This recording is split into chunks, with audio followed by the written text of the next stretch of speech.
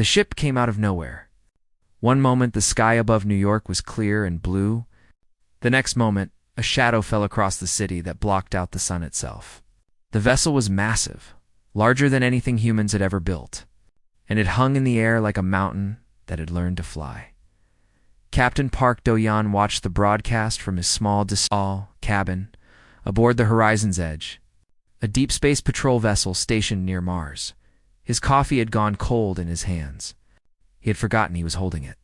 On the screen, a creature made of living crystal stepped out of the alien ship and walked toward the United Nations building. It stood 3 meters tall, and its body caught the light in ways that hurt to look at. Behind it came soldiers, hundreds of them. Their weapons pointed at the crowds that had gathered to watch. The creature spoke, and its voice was like breaking glass. It called itself the voice of the Velthari Empire. It said that humanity had 90 days to surrender completely. Every government, every military, every weapon would belong to the Velthari. If humans refused, the Velthari would burn every city on Earth until nothing was left but ash and memory. The voice smiled when it said this. It was not a kind smile. Back on the Horizon's Edge, Lieutenant Kim Yuna entered the captain's cabin without knocking. She was young, barely 30, but her eyes were old. She had fought in the first contact skirmishes 5 years ago, when the Velthari had destroyed 3 human colonies without warning or explanation. She had watched good people die screaming in the void of space. "Captain," she said. Her voice was steady. "Command wants all ships to return to Earth immediately." Do-yeon finally set down his coffee. "How many ships do we have, Yuna?" 47 combat-ready vessels. Maybe another 20 if we pull the training ships and cargo freighters and them. Yuna's jaw tightened. Intelligence estimates 12,000 warships, possibly more. The numbers hung in the air between them. 12,000 against 67. It was not a war. It was an execution. In Seoul, Admiral Baek Sun-ho stood before a room full of generals and politicians. He was 73 years old, and he had spent his entire life preparing for a war he hoped would never come. Now it was here, and the faces around him were pale with fear. "We cannot win this fight," said one general. "The mathematics are clear. We should negotiate. Perhaps if we offer them resources, technology, workers." "They do not want negotiation," Sun-ho said quietly. "I have studied every report from every species the Velthari have conquered. Do you know what those species have in common?" No one answered. They no longer exist. Every single one of them is extinct. The Velthari do not negotiate. They do not compromise. They consume and they move on. He paused. "Surrender means death. Just slower death." "Then what do you suggest?" demanded the politician from France. "We cannot fight 12,000 ships." Admiral Sun-ho walked to the window and looked out at the city. Seoul was beautiful in the afternoon light. Children played in the parks. Couples walked hand in hand along the river. None of them knew that in 90 days all of this might be gone. 300 years ago, he said, we sent colony ships into deep space. Generation ships, carrying thousands of humans to distant stars. We lost contact with them centuries ago, but if they survived, he turned back to face the room. If they survived, they might have built something. Ships, weapons, an army that is a fantasy, someone said. Perhaps. But it is the only hope we have. He nodded to an aide, who brought up a star map on the main screen. "I am sending Captain Park Do-yeon to find them. The Horizon's Edge is our fastest ship. If anyone can locate the colony fleet, it is him." Far above Earth, the Velthari voice returned to its ship. It was pleased with itself. It had delivered the message exactly as instructed, with just the right amount of threat and contempt. These humans were primitive. Their weapons were laughable. Their ships were slow and weak. In 3,000 years, the Velthari had never lost a war. This would be no different. The voice did not notice the old woman watching from a window of the UN building. Her name was Grandmother Cho, and she was 102 years old. She had survived the Korean War as a child. She had survived 2 famines and 3 revolutions. She had buried 2 husbands and 1 son. When the Velthary ship cast its shadow over the city, she had not run. She had simply looked up and smiled. Her granddaughter found her there an hour later, still watching the sky where the alien ship had disappeared. "Grandmother, are you not afraid?" The old woman laughed softly. "Child, I have seen what humans can do when they are cornered. I have seen what we become when we have nothing left to lose. Those creatures have made a terrible mistake." "What mistake?" Grandmother Cho's eyes were bright and hard. "They have given us 90 days to prepare. 90 days to get angry. 90 days to remember what we truly are." That night, Admiral Sunho addressed the fleet commanders via encrypted channel.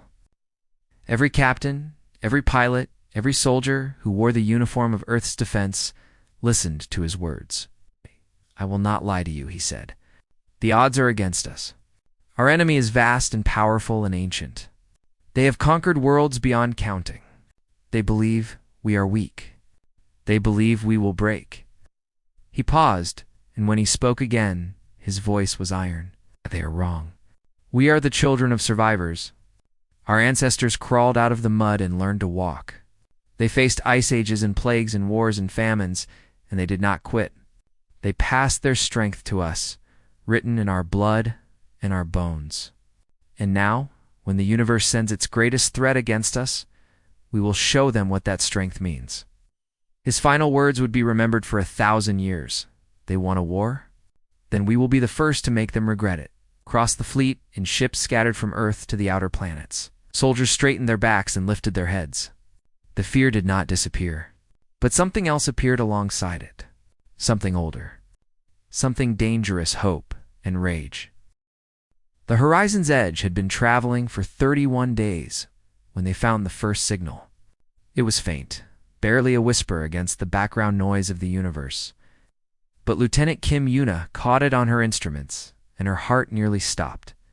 "Captain," she said, "I have something. Human origin. Definitely human."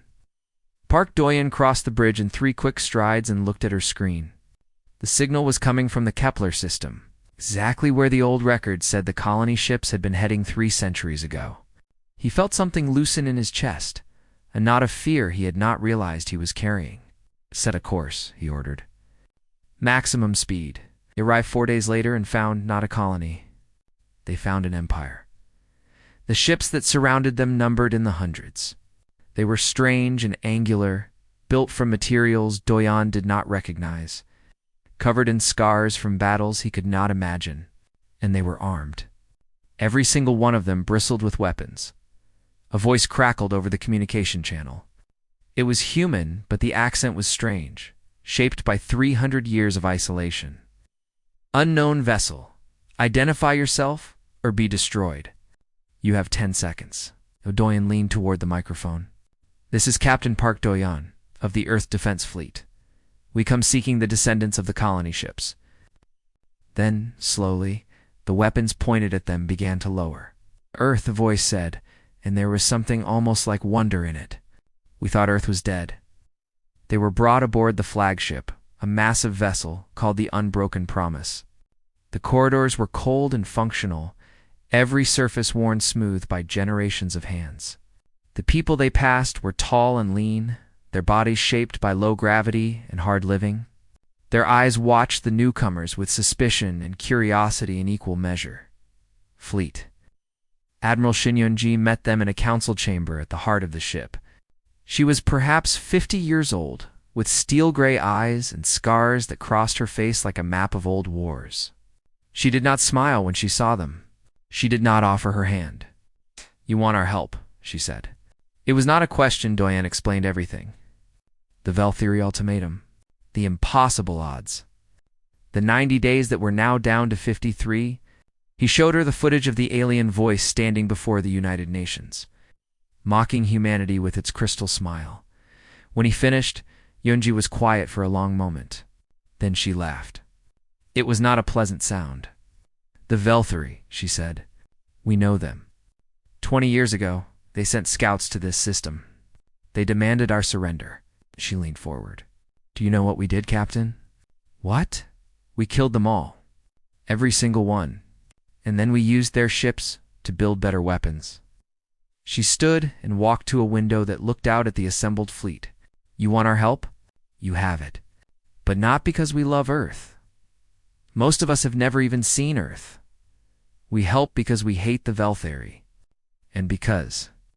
She turned back to face him, and now there was something almost like a smile on her scarred face. Because we have been waiting for a real fight. Back on Earth, deep beneath the mountains of Korea, Dr. Choi Murray worked without sleep.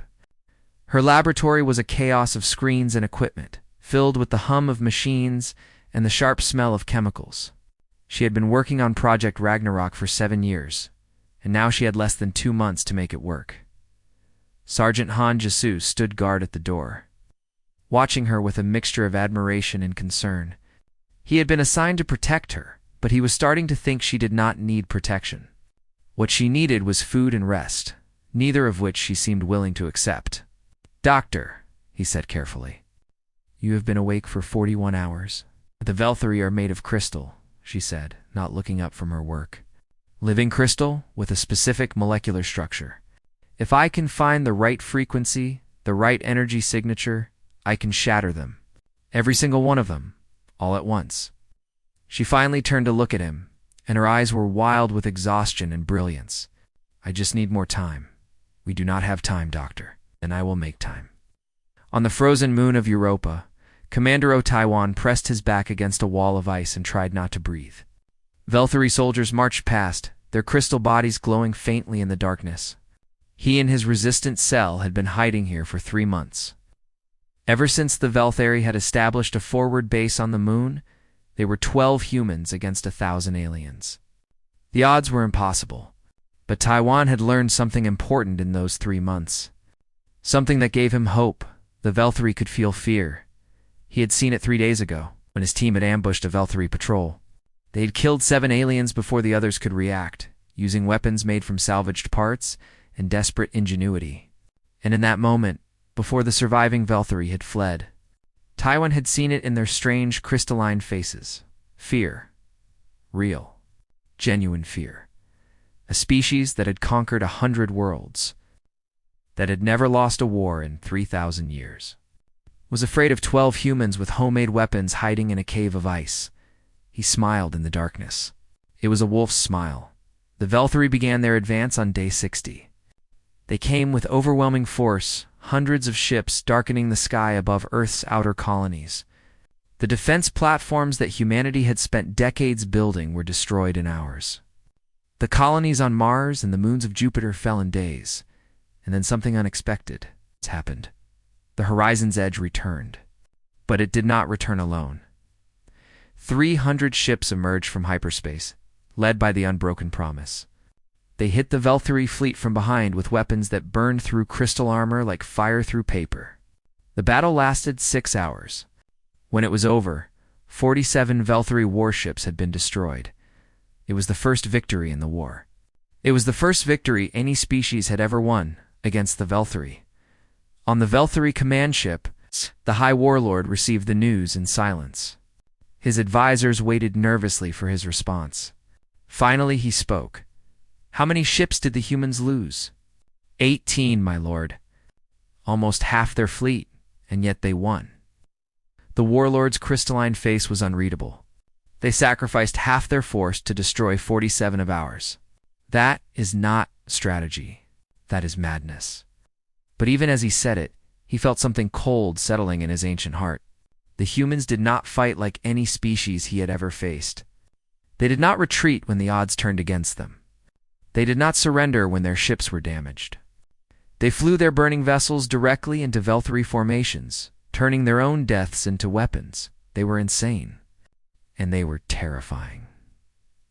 Admiral Shin Yong-ji stood on the bridge of the Unbroken Promise, watching the wreckage of the battle drift past. Beside her, Captain Park Do-yeon was pale and exhausted, but his eyes were bright. We lost too many, he said quietly. We lost exactly as many as we needed to lose, she replied. This was never about winning a single battle, Captain. This was about sending a message. What message? She turned to face him, and now she was smiling. It was the smile of a predator that had just tasted blood. That we can hurt them. That we will hurt them. That no matter how many of us they kill, we will keep coming until there is nothing left of them but dust and memory. She looked back at the stars. The galaxy is watching, Captain. Every species that ever bowed to the Velthari is watching. And now they know something they never knew before. What is that? That the Velthari can bleed. Far away, in hidden corners of the galaxy, enslaved species heard the news and began to whisper. The humans had won a battle. The humans had destroyed Velthari ships. The impossible had become possible. And deep in the mountains of Korea, Dr. Choi Murray finally looked up from her work and smiled. I have it, she whispered. Sergeant Han, tell the Admiral. Project Ragnarok is ready.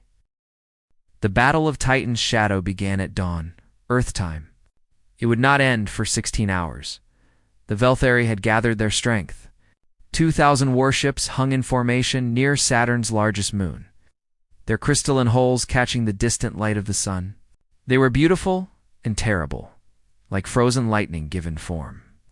Their commander, High Warlord Keshin, watched from his flagship as the human fleet approached. He counted their ships. 412.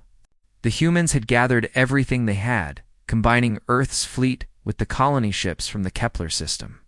It was an impressive effort. It was still hopelessly outnumbered. Signal the fleet, Keshin ordered. Standard attack formation. End this quickly. But the battle did not end quickly. The humans did not fight in standard formation. They scattered like leaves in a storm, using the asteroid field around Titan as cover. They appeared from behind rocks the size of mountains, fired their weapons, and vanished again before the Velthari could respond. They turned the battlefield into a maze of traps and ambushes. Young pilot Kang Min-ho flew his fighter through the chaos, his hands steady on the controls. He was 22 years old. 6 months ago, he had been a flight instructor at the academy in Seoul. Now he was an ace, with 7 confirmed kills marked on the side of his cockpit. Blue Squadron, follow me, he called into his radio. We are going for the carrier. That is suicide, someone replied. The carrier has too many guns. Then do not get hit. They dove toward the massive Velthari carrier, weaving between energy beams that could vaporize their ships in an instant. 3 pilots died in the first 30 seconds. 4 more died in the next minute. But Minho kept flying, his jaw clenched, his eyes locked on the target. His missiles found the carrier's engine core. The explosion was visible from Earth, on the bridge of the horizon's edge. Captain Park Do-yeon watched the battle unfold with grim satisfaction. They were winning. Not easily, not cleanly, but they were winning. The Velthari were falling back, their formation broken, their confidence shattered. Captain Lieutenant Kim Yuna said, I am taking a boarding team to the command ship. He looked at her for a long moment. They both knew what she was asking. The Velthari command ship was the most heavily defended vessel in the enemy fleet. Going there was almost certainly death. Are you sure? She smiled, and it was not a pleasant smile. I have been waiting for this since they killed my brother. The boarding action was broadcast across the galaxy. The Velthari had set up cameras throughout their command ship, intending to show the universe how they crushed human resistance. Instead, the universe saw something else entirely. They saw Lieutenant Kim Yuna and her team of 50 soldiers cut through. Velthari warriors like wolves through sheep. They saw humans fighting hand-to-hand against creatures twice their size using knives and fists and broken pieces of metal. They saw the cold, precise brutality of a species that had nothing left to lose. Yuna herself killed 17 Velthari before the battle was over. When she reached the bridge, her armor was cracked, and her face was covered in blood, most of it not her own. The Velthari captain stared at her with something that looked very much like terror. What are you? He whispered. She shot him without answering, in the mountains of Korea. Dr. Choi Murray watched the battle on her screen while her weapon was loaded onto a carrier ship. Project Ragnarok was a simple thing, really.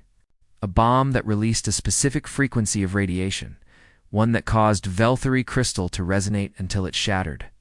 The science was elegant. The result would be devastating. The carrier was called the Last Light. Its crew knew they would not survive. The weapon had a limited range, which meant the ship had to get close to the enemy fleet. Very close. Suicide close. The captain of the last light was a woman named Baek Soo-jin. She was the admiral's daughter. "Father," she said over the communication channel, "tell mother I love her." Admiral Baek Sun-ho stood on the bridge of his command ship, his eyes wet, his voice steady. "I will, daughter. Make them remember us." The last light dove into the heart of the Valkyrie formation. Enemy fire tore through its hull. Crew members died at their stations. Soo-jin kept the ship on course, her hands locked on the controls, her eyes fixed on the target. The bomb detonated. 300 Valkyrie ships shattered like glass. Every crystal being within range cracked and fell apart. It was the single most devastating attack in the history of the war. And then the last light exploded, and Baek Soo-jin was gone. High Warlord Keshin watched the destruction from his damaged flagship. He had never felt fear before. He felt it now. It was cold and sharp and terrible, and it filled every part of his ancient body. "What are these creatures?" he demanded. "What kind of species sacrifices its own children to kill its enemies?" No one answered. No one had an answer. The battle ended at nightfall. The human fleet had lost 173 ships. The Valkyrie had lost 812. It was the greatest military disaster in 3,000 years of Valkyrie history on Earth. People poured into the streets to celebrate. They waved flags and sang songs and wept with relief. They did not yet know how many had died to give them this victory, far from Earth. In a hospital ship behind the lines, pilot Kong Min-ho lay in a medical bed, with burns covering half his body. He had survived the carrier assault, barely. The doctors said he would fly again. He was not sure if that was good news or bad. A nurse came to check on him. She was young, barely older than he was, with kind eyes and gentle hands. "You are a hero," she said softly. "They are talking about you on every channel." Min-ho closed his eyes. He thought about the pilots who had followed him into that attack. He thought about the ones who had not come back. "I am not a hero," he said. "I am just the one who survived." On the Valkyrie homeworld, the council received news of the defeat in stunned silence. For the first time in living memory, they did not know what to do. They had never lost a war. They had never even imagined losing a war. One council member, an ancient being named Velthor Prime, spoke into the silence. "We must negotiate," he said. "These humans are different. They fight like no species we have ever encountered. If we continue this war, we may not survive." But another council member, a young warlord named Kessner, stood and shouted him down. "Negotiate? With primitives? Never. We will send more ships, more soldiers. We will crush them until nothing remains." Council voted. The war would continue. They did not realize they had just sealed their own fate. The war changed after the Battle of Titan's Shadow. Humanity was no longer fighting to survive. Humanity was fighting to win. Captain Park Do-yeon became the most feared name in the galaxy. His ghost raids struck deep into Valkyrie territory, appearing without warning, destroying supply lines and communication stations, vanishing before the enemy could respond. The Valkyrie called him the Shadow Demon. They told stories about him to frighten their young. He did not care about the stories. He cared about results. Another convoy destroyed, Lieutenant Kim Yoona reported. She had become his second in command after the boarding action, her fame almost as great as his own. "That is the fourth one this month." Do-yeon nodded, studying the tactical map. "They are pulling ships back from the front lines to protect their supply routes. That means fewer ships facing our main fleet. Is that enough?" "Not yet. But it will be." The coalition was growing. 8 alien species had pledged their forces to humanity's cause, species that had spent centuries under Valkyrie rule and had never dared to resist. Now they saw their chance. Now they saw hope. Admiral Shin Yeonji welcomed them with open arms and cold eyes. She had spent her entire life fighting to survive in the depths of space. She understood desperation. She understood what it meant to have nothing to lose. "You want revenge?" she told the alien ambassadors. Good. Revenge is a useful emotion. Channel it, focus it. And when the time comes, use it to kill every Velthari who ever hurt your people. One ambassador, a creature that looked like a spider made of smoke, spoke in a voice like rustling leaves. And what do you want, Admiral? What drives the humans? Yongji smiled her wolf smile. We want them to be afraid. We want them to know in their crystal hearts that they should never have touched our world. On Earth, the celebration had ended. The Velthari counterattack came on a Tuesday morning without warning, without mercy. 3 ships broke through the defense lines and reached the planet's surface. They targeted cities. Seoul was hit first. The energy beam from the Velthari ship turned the ancient city into a crater of glass and ash. Then Mumbai. Then Cairo? 20 million people died in less than an hour. Admiral Baek Sunho received the news in his command center. He did not cry. He did not scream. He simply sat in silence for a very long time, staring at the reports that detailed the deaths of millions of his people. When he finally spoke, his voice was quiet and calm. Find those ships, he said. Destroy them. And then he looked up, and his eyes were empty of everything except cold, absolute rage. Then we stop playing defense. We take this war to their homeworld. We make them pay for every single life they have taken. The 3 Velthari ships were hunted down within 6 hours. Human pilots pursued them across the solar system with a fury that bordered on madness. When the last ship was finally cornered near Neptune, the pilots did not offer surrender. They did not ask for prisoners. They simply fired until nothing was left but glowing fragments drifting through the void, far from Earth. Lieutenant Kim Yuna was captured during a raid on a Velthari communications station. Her team was killed in the ambush. She was taken alive, brought to an interrogation facility on a frozen moon, and subjected to 72 hours of questioning. The Velthari wanted information about human fleet movements. They wanted the location of Admiral Shin's flagship. They wanted the secrets of Project Originero. Told them nothing.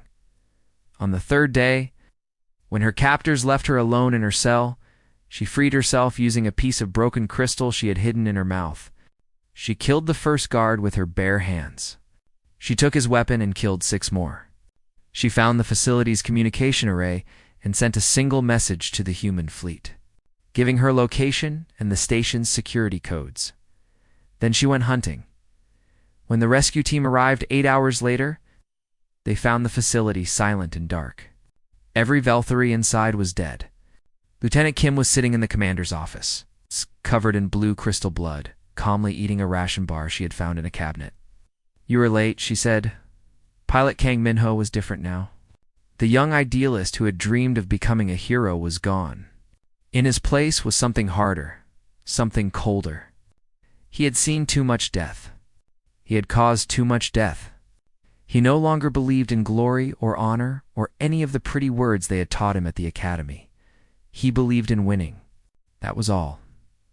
His squadron was called the Black Wings now. They were the best pilots in the fleet and the most ruthless. They did not take prisoners. They did not accept surrender. When a Velthari ship tried to run, they chased it down and destroyed it no matter how far they had to fly. We are becoming monsters, one of his pilots said after a particularly bloody engagement. Minho looked at her with his cold, tired eyes. Good. Monsters win wars. In her laboratory, Dr. Choi Murray worked on a new project. Project Ragnarok had been a success, but they needed something bigger. Something that would end the war once and for all, Sergeant. Han Jisu brought her meals she did not eat and coffee she drank by the liter. He had stopped trying to make her sleep. He had stopped trying to protect her from the war. Now, he simply stayed by her side and made sure she had everything she needed to finish her work. What is this one called? He asked, looking at the device taking shape on her workbench. I have not decided yet, she said. Maybe I will call it the last word. What does it do? She looked up at him, and for a moment her exhausted face showed a flicker of something that might have been regret. It ends things, Sergeant. One way or another it ends things. Admiral Baek Sunho addressed the combined fleet on the anniversary of the attack on Seoul. 1,300 ships, gathered in formation. More than humanity had ever assembled before, humans and allies stood together, united by grief and rage and the burning desire for justice. 1 year ago, the admiral said, "They burned our cities. They killed our families. They tried to break us." His voice rose, filling every ship with its power. They failed. We are not broken. We are stronger than we have ever been. And now we are going to show them what happens when you wake a sleeping giant. He paused, and when he spoke again, his words were ice and fire. We are going to their homeworld. We are going to tear down everything they have built, and we are going to teach the galaxy a lesson that will echo through eternity. He raised his fist. For Earth, for our dead, for every species they have ever crushed, no mercy, no retreat, no surrender. Across the fleet, 1,000 ships lit their engines and turned toward the stars. The final battle was coming. The Velthari homeworld was called Velthar Prime. It was a beautiful planet, covered in crystal forests and diamond seas, lit by 3 moons that cast rainbow shadows across its surface. For 3,000 years, no enemy had ever reached its orbit. For 3,000 years, its people had believed themselves invincible. That belief died on the day the human fleet arrived.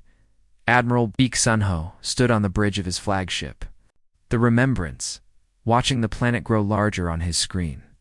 Around him, 1,300 ships took their positions. Behind the human vessels came the Allied fleet, another 400 ships crewed by species that had waited centuries for this moment. "Signal the enemy fleet," Sunho ordered. "Standard channel. Make sure everyone hears this." The communication officer nodded and opened the channel. Sunho's voice went out across the void, reaching every ship in orbit, every station on the planet's surface, every corner of the Velthari Empire. "This is Admiral Beek Sunho of Earth. 1 year ago, you came to our world and demanded our surrender. You burned our cities. You murdered our people. You believed we were weak." He paused, and when he spoke again, his voice was quiet and deadly. "You were wrong. Now we are here, and we are not leaving until this is finished." The Battle of Velthar Prime lasted 12 hours. Captain Park Doyon led the first wave, his horizon's edge at the front of the attack formation. The Velthari defense fleet was massive, nearly 2,000 ships arranged in layers around their homeworld. But they were fighting for their home now, and fear made them sloppy. "All ships engage," Doyon ordered. "Make them remember us." The sky above Velthar Prime filled with fire. Ships exploded like stars being born and dying in the same instant. The Velthari fought with desperate courage, throwing everything they had at the invaders. It was not enough. Lieutenant Kim Yuna led another boarding action, this time targeting the orbital defense platforms that protected the planet. Her team of volunteers stormed through the stations, killing everything that stood in their way. She had stopped counting her kills months ago. The number had become meaningless. When she reached the command center of the final platform, she found the Velthari High Commander waiting for her. He was ancient, his crystal body cracked and clouded with age, but he held himself with dignity. "I challenge you," he said formally. "Single combat, the old way," and it could have shot him where he stood. Instead, she holstered her weapon and drew her knife. The fight was broadcast across the galaxy. Every species that had ever feared the Velthari watched as a human woman, smaller and seemingly weaker than her opponent, dismantled one of their greatest warriors with cold, surgical precision. The battle lasted for minutes. It ended with her knife buried in the High Commander's chest. His crystal body shattering around the blade, she looked directly into the camera, her face covered in blue blood, and spoke 3 words. "Who is next?" On the planet's surface, the Velthari Council gathered in their ancient chamber, surrounded by walls of living crystal that had stood for 10,000 years. They could hear the battle raging above them. They could feel their empire dying around them. Velthar Prime, the oldest of them, spoke into the silence. "We must surrender. It is the only way to save our people." "Surrender." Young Kessner spat the word. "To these primitives? Never. We would rather die." "Then you will die," Prime said quietly. but I will not let our entire species die with you. The war is lost. We were fools to begin it. The vote was closer than anyone expected. But in the end, by a margin of 3 votes, the council chose survival over pride. The surrender signal went out across the fleet. Velthary ships powered down their weapons. Soldiers laid down their arms. For the first time in 3,000 years, mightiest empire in the galaxy admitted defeat. Admiral Shinyunji received the surrender from the Unbroken Promise. She looked at the message for a long moment, her scarred face unreadable. Admiral, one of her officers asked cautiously, "What do we do?" Yunji thought about her ancestors, the ones who had left Earth 3 centuries ago, searching for freedom. She thought about the years of struggle, the battles fought against hostile aliens and in different stars. She thought about what it had cost to survive. She thought about what kind of people she wanted humanity to become. "Accept the surrender," she said finally. "No more killing. The war is over." The officer stared at her. "After everything they did to us? After the cities they burned?" "Yes," Yunji's voice was firm. "We won. That is enough. We do not need to become monsters to prove we are strong." It was the decision that would define humanity's place in the galaxy for the next 1,000 years, Dr. Choi. Ray never had to use her final weapon. The last word remained in her laboratory, a silent reminder of how far they had been willing to go. She dismantled it herself, piece by piece, and buried the components in a place no one would ever find. Sergeant Han Jisu watched her work, as he always did. "What will you do now?" he asked. She looked at him with eyes that had seen too much and smiled for the first time in years. "I think I would like to plant a garden." On Earth, Admiral Beek Sunho stood before a crowd of millions. The war was over. The Velthary Empire had been broken. Humanity was safe, and more than safe. They had become something new, something powerful, something the galaxy would never forget. "We did not win because we were strongest," Sunho told the crowd. "We won because we refused to give up. We won because every single one of us, from the youngest child to the oldest grandmother, chose to fight rather than kneel. We won because that is who we are." He paused, and his old eyes were bright with tears. "Remember the ones we lost. Remember their sacrifice. And remember this: we are never alone. We are humanity. And as long as we stand together, nothing in the universe can defeat us." A year later, on the newly liberated planet of Korvar, a Velthary historian stood before a class of young students. The war was over, and a new era had begun, one in which humans and Velthary worked side by side to build something better. One of the students asked. The historian was silent for a long moment.